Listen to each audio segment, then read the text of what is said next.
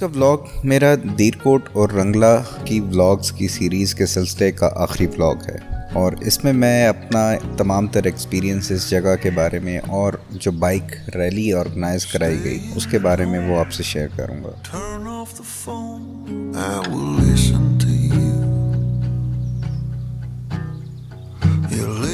कुछ वीडियोस, कुछ तस्वीरें वो खुद आपसे बात करती हैं। अभी वॉइस ओवर तो मैं करना चाह रहा था लेकिन दिल कर रहा था यार खामोशी से अगर इसको देखें ना तो भी बहुत मज़ा है।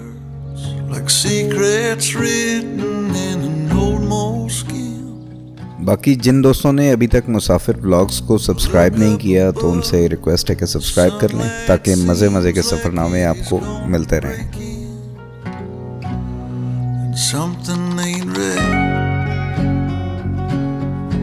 Yeah, something ain't right.